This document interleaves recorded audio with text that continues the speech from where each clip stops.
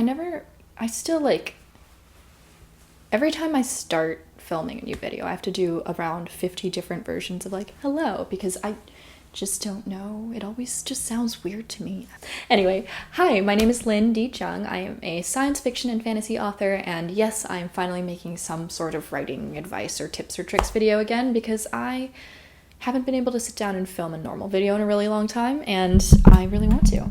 So this is going to be a video about just writing interesting characters. I don't have like a super structured format for this, so I'm just kind of going to talk and hope that it's helpful to someone. Yeah, like one of the things that I am really truly confident about is my, general ability to write characters that are compelling, characters that are realistic, that are fun to read about, that stick with you.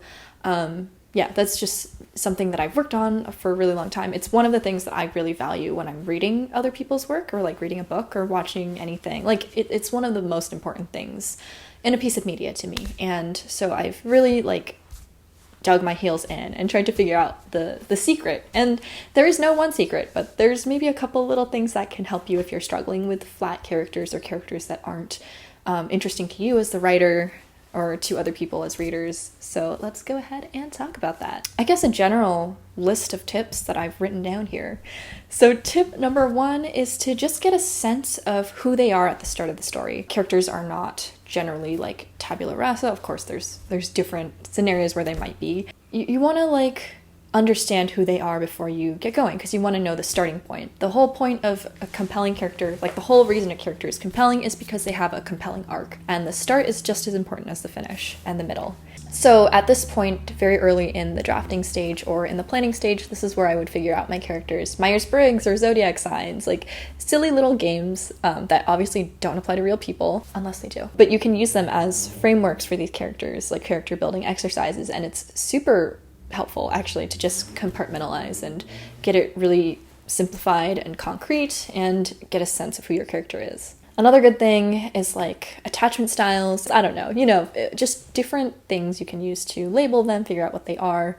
Really helps create like it helps me differentiate them from other characters I've written, and 2, it helps to just, keep that information straight in my mind. Like before I understand like how would Rose or whatever the character's name would react to this, I'd be like, how would a Cancer react to this? Tip number 2 is about, first impressions within the draft itself. So a first impression on the reader can be good or bad, but you want the character to stand out in some way when they are first introduced, especially if they are very important to the plot. This applies less so for like your point of view characters, that sort of thing, but it still does to some degree. When you're introducing a character, you want to give them some marker, some reason to stand out on the page amongst this crowd of people. It can be physical, it can be behavioral, it can be like contextual, like why is there a nun standing on the rooftop, that sort of thing. And then the next tip is to sort of build backwards from your first impression. So like, why is the character giving off that impression? Why is that character like this? Or why are they coming off as a cheater or a saint or a villain? This is the part where I start to think about like core memories and the lie they believe, like that sort of internal, just under the surface psychological stuff. You can start thinking about like their past trauma, where they, picked up this behavior from. Is it from another person? Is it just a defense mechanism? I'm thinking very negative here, but it can, be all sorts of different things. Just generally start thinking about what led to them having this first impression on people. Another thing to consider here is that most people generally have a pretty good, they can control how they come across to other people. So now is sort of where you think about like nature versus nurture. I think a lot about contrasts, like I really love characters that come across as very cold or mean, like just have a negative first impression, and I love it when that is their defense mechanism, not projecting or anything. For example, if someone has been through a lot and they are maybe like at one point they were supernaturally naive, trusting, maybe not that great at picking up on lying, and they were hurt and betrayed enough times that they now believe that everyone in the world is out to get them. Now they put up this front of being like super mean, super cold, emotionally unavailable. So they're actively stifling their softer side, but it would still show through in these key moments because that is who they were at a different point in time when they had been through less. That is still their like natural self. That's the nature part. And the nurture is what shows through in that like difficult behavior, the initial behavior. Another thing to consider, another tip, I guess, and this is definitely something I like to consider for side characters as well. It's what is their world like? Like, what does their day-to-day life look like? What are their main concerns? What are things they have to do to get through the day? What sets them back? Like, just regular daily life. And I think this is really important to consider for protagonists and even like antagonists as well, because how does that get disrupted? And does that upset them? Or is it something that they kind of enjoy because they were sick of their life? Yeah, you wanna consider your character's relationship with their place in the world and how they're navigating that so far before the story starts. In relation to this, you also want to consider, like their core relationships. So things like, who do they admire? Do they have any heroes? Who is really integral to their life? Who can they not get through the day without, if anyone? Or are they like super self-reliant? Or do they have people that they kind of hate? What sides do the people in their lives bring out in them? This is something I love to consider because I think a lot of the time it's easy to come up with a character sort of in a bubble and forget that, we all to some degree mirror the people in our lives, or we change who we are, or we change how we behave very slightly or a lot depending on who we're with. One of my pet peeves is when writers consider this but only in relation to the love interest, and I'm like, but is it more interesting if maybe they are super fucking like rude to everyone, but they're super nice to every waitstaff person in the world because they were once waitstaff and they just can't bring it upon themselves to be rude to anyone in like the service industry? How does their past influence how they behave toward other people? Or how do their relationships impact, them for better or for worse? I just really like to consider the fact that most people are not islands. And if they are, how does that isolation impact them?